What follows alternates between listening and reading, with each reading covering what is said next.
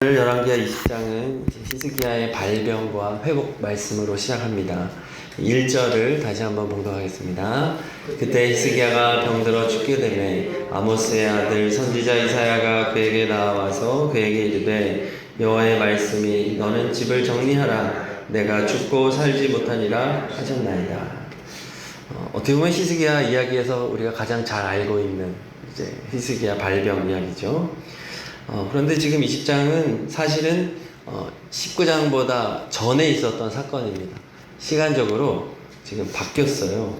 그래서 19장에서 히스기야 왕은 아수르가 침공하니까 금과 은을 다 긁어가지고 바쳤거든요. 그런데 13절에 보면은 히스기야가 사자들의 말을 듣고 자기 보물고에 금은과 향품과 보배로운 기름과 이런 것들을 사자들에게 보였다고 하죠. 그러니까 지금 시간 순서가 바뀐 거죠. 금은이 지금 아주 많아요. 그 다음에 그렇죠. 오늘 말씀에서도 6절에 보면은 내가 내 날이 15년을 더할 것이며 내가 너와 이성을 아수르 왕의 손에서 구원하고, 지금 이미 19장에서 구원하셨거든요. 위대한 승리가 있었는데 지금 20장은 그 전에 있었던 이야기임에도 불구하고 뒤에 배치를 한 겁니다. 왜 그랬냐 하면 19장 31절 때문입니다. 19장 31절을 다시 한번 읽겠습니다. 남은 자는 예루살렘에서부터 나올 것이요 피하는 자는 시온 산에서부터 나오리니 여호와의 열심히 이 일을 이루리라 하셨나이다 하니라. 아멘. 여호와의 열심이 중요하기 때문이에요. 그래서 시간 순서보다 더 중요한 것은 신앙적인 의미이기 때문에, 성경은 아시다시피 이 시간이나 이런 것들이 잘 준수가 안 되잖아요. 뒤에 게 앞에 가기도 하고. 왜 그러냐면 의도가 있기 때문에. 그래서 하나님의 열심, 하나님의 위대한 구원, 그것이 항상 먼저라는 거죠. 어떤 인간적인 애씀이라든지 또 개인적인 일이라는 것보다는 하나님의 위대한 그 열심을 먼저 강조하는 것. 그렇습니다. 우리는 어떻게 보면 오늘 히스기야의 기도를 더 많이 기억해요. 그가 병에 걸렸을 때, 방금 이제 후에 읽겠지만은 그 유명한 면벽 기도. 우리는 히스기야는 이런 위대한 기도자였다, 이것을 기억하지만 사실은 성경에 더 중요한 것은 그가 무언가를 열심히 했다는 그 차원보다 하나님의 열심을 말하고 있는 거죠. 물론 인간을 통해서 일하시지만 배후에서 하나님의 주권, 하나님이 행하시는 일, 이게 더 중요하다는 것입니다. 그러므로 우리는 언제나 하나님을 왕으로 모시고 하나님을 의지하고 하나님의 열심에 우리가 모든 마음을 두고, 우리 모든 것이 하나님의 은혜입니다. 우리 하나님의 행하시는 일을, 그 구원을 감사하고 기뻐하는 우리가 되어야 되겠습니다. 자, 히스기야가 병에 걸렸는데 7절에 보면은 상처라는 단어를 써요. 그래서 이 단어의 의미가 염증, 종기라는 의미도 있고, 그래서 추정하기로 세균 감염에 의한 급성 피부병이었을 것이다. 그런데 이 세균이 너무 다 퍼져 있어서 이제 매우 위독한 상태였다라는 것을 이제 추측해 볼 수 있습니다. 이것은 히스기야 개인의 문제인 것으로 보이지만 사실 지금 남유다의 상황을 보여주는 거예요.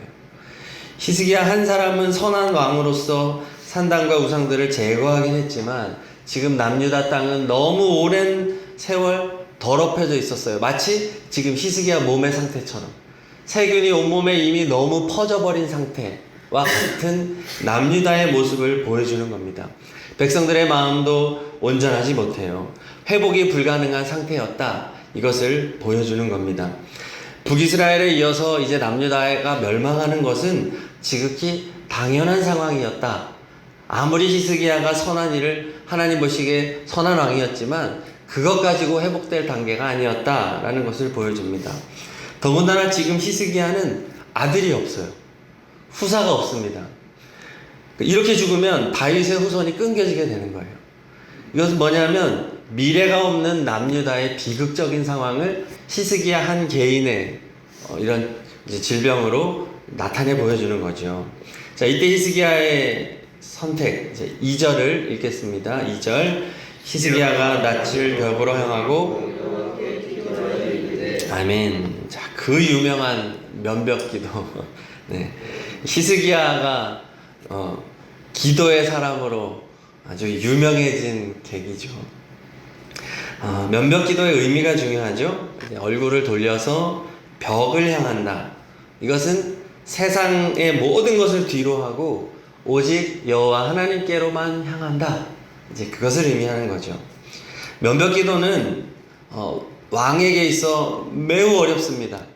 가진 것이 없는 사람은 늘 벽만 보고 사니까 어딜 보나 벽으로 그냥 면벽기도인데, 가진 것이 많은 사람은 할 수 있는 선택지가 많거든요.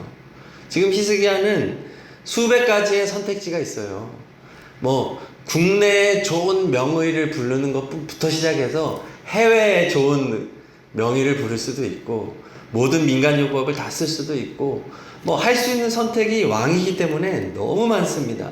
그러나 이 면벽기도는 그 모든 것을 포기하고 온전히 하나님만 의지하는 기도. 그래서 이 히스기야의 기도가 위대한 것이죠. 그 내용을 보겠습니다. 3절 읽겠습니다. 여호와여 구하오니 내가 진실과 전심으로 주 앞에서 행하며 주께서 보시기에 선하게 행한 것을 기억하옵소서 하고 히스기야가 심히 통곡하더라. 아멘. 진실과 전심, 마음이죠. 하나님, 내 마음을 기억해 주세요. 그러면서 주께서 보시기 선하게 행한 것을 기억해 주셔요. 이것은 뭐냐면 선행에 대한 공로의식을 말하는 게 아닙니다. 그동안 주께서 보시기에 선하게 행한 것이 무엇이에요? 히스기야가 하나님만 의지한 거죠. 하나님과 연합했다. 뼈와 살이 붙어 있는 것처럼, 그리고 나무 가지가 포도나무에 붙어 있는 것처럼, 그게 히스기야의 하나님 보시는 선행이에요. 하나님을 왕으로 모시고 하나님만 의지했던 그것을 기억해 주세요 라고 기도하고 있는 겁니다. 그러면서 3절 마지막에 심히 통곡하더라. 나름대로 하나님만 의지하며 살아온 인생인데 이렇게 자식도 없이 비참하게 죽어야 한다는 이 상황을 받아들이기가 너무 힘들었죠. 통곡하며 웁니다. 그렇습니다. 우리는 참 무기력한 존재예요. 정말 내가 할 수 있는 것이라고는 우는 것밖에 할 수 있는 게 없구나. 세번역에 보면은 히스기야는 한참 동안 흐느껴 울었다 이렇게 기록합니다. 맞습니다. 우리가 이 세상 살아갈 때 정말 필요한 것이 이것이 아닌가. 히스기야의 면벽기도, 그것은 한참 동안 흐느껴 우는 것, 주님 앞에 내 마음을 감추지 않고 다 토로하는 것. 자, 이것이죠. 자, 그러자 하나님이 응답하십니다. 4절과 5절 읽겠습니다. 이사야가 성읍 가운데까지 또 이르기 전에 여호와의 말씀이 그에게 임하여 이르시되 너는 돌아가서 내 백성의 주권자 히스기야에게 이르기를 왕의 조상 다윗의 하나님 여호와의 말씀이 내가 내 기도를 들었고 내 눈물을 보았노라. 내가 너를 낫게 하리니 내가 3일 만에 여호와의 성전에 올라가겠고. 아멘. 지금 하나님이 너 죽을 거다라고 했는데, 그리고 이제 이사야가 돌아가는 중에 바로 즉각적으로 면벽 기도를 했을 것이고, 그리고 이제 이사야가 궁전 안뜰을 막 벗어나려 할 때 하나님 바로 응답하신 거예요. 생각보다 시간이 길진 않았던 거죠. 하나님은 바로 참지 않고 말씀하시는데, 내용이 뭐냐면 내가 너의 기도를 들었다. 그리고 무엇을 보았습니까? 너의 눈물을 보았다. 맞습니다. 우리가 하나님 앞에 기도하고 하나님 앞에 눈물로 나아가는 것, 하나님 절대로 외면하지 않으십니다. 하나님 모두 기억하시는 줄로 믿습니다. 하나님 앞에서 눈물 흘리는 것은 하나님이 다 귀하게 여기신다는 거예요. 이어서 말씀하시기를 내가 너를 낫게 하리니 3일 만에 여호와의 성전에 올라가겠다. 지금 온몸에 세군이 펴져서 매우 위독한 상황이었어요. 거동도 불편한 상황이었던 것 같아요. 자, 그런데 고작 3일 만에 회복되어 성전에 올라갈 수 있게 해주겠다. 자, 그런데 이 3일 너무 성경이 의미하는 아주 큰 상징이죠.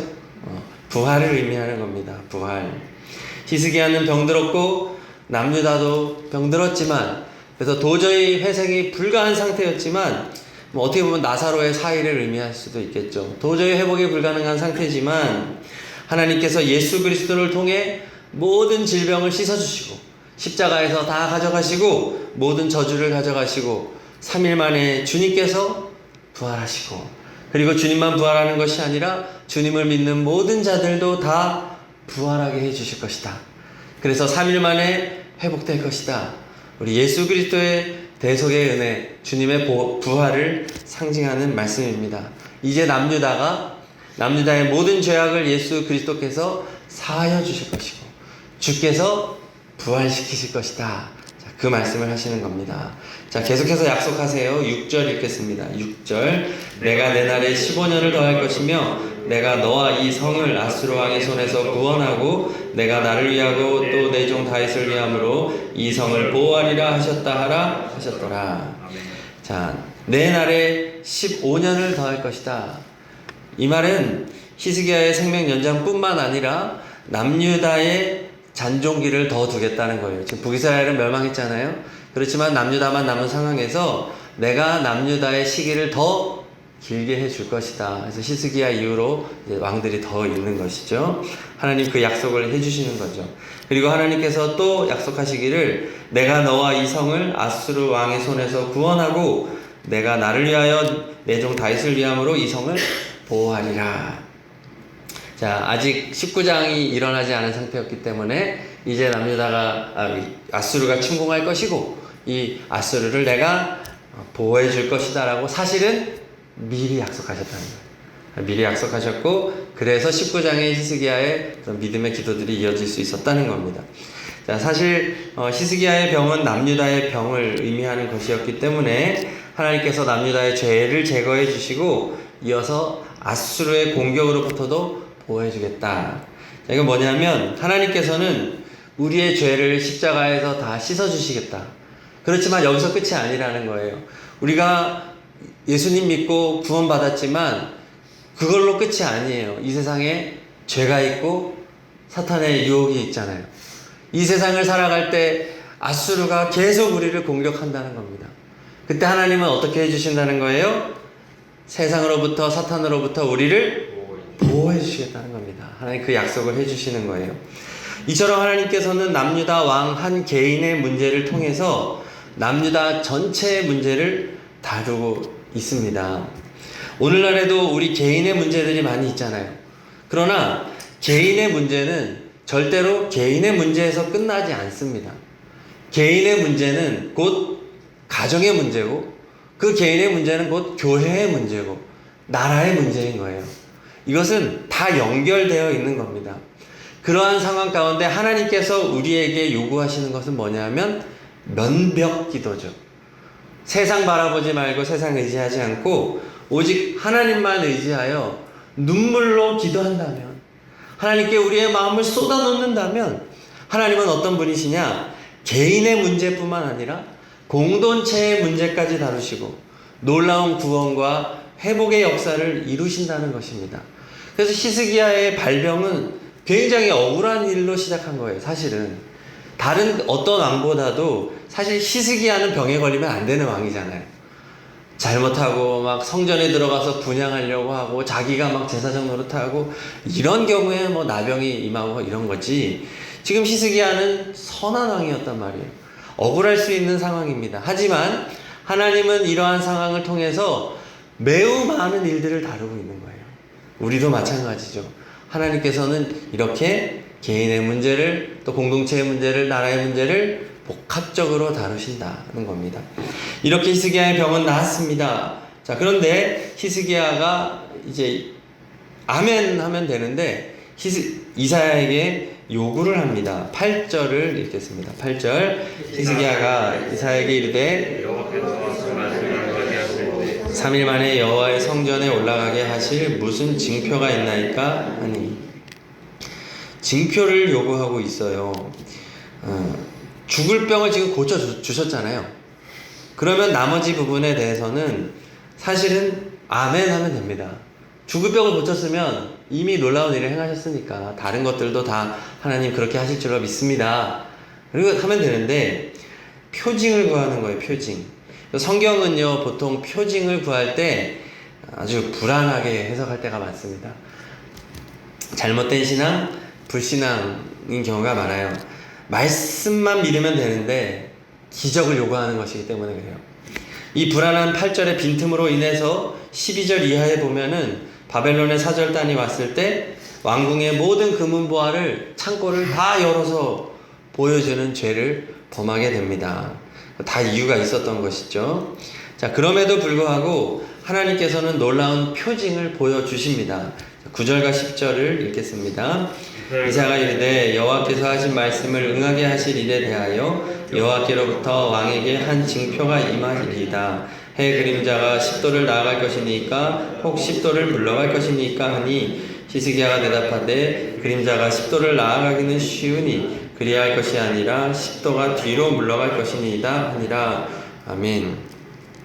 그러니까 이제 그림자가 길어지는, 시간이 가면서 길어지는데 좀 빨리 길어지는 것은 뭐 내가 잘 못 봤나 싶을 수도 있겠지만, 그림자가 짧아진다는 것은 사실은 시간의 역행을 의미하는 거니까 불가능하죠. 그래서 나는 그림자가 짧아지는 걸 선택하겠습니다 라고 했고, 하나님은 그 표징을 보이십니다. 태양빛을 움직이는 어마어마한 기적이죠. 자, 하나님 왜 히스기야의 불안한 요청이었음에도 불구하고 들어주신 이유는 그의 약함을 아셨기 때문입니다. 그래서 하나님은 그의 연약한 믿음을 굳게 해주기 위해서, 그래서 하나님을 더욱 의지하도록 지금 격려해 주는 겁니다. 좀 그래, 내가 보여줄게, 보고서라도 믿어라. 예수님이 도마한테도 말했잖아요.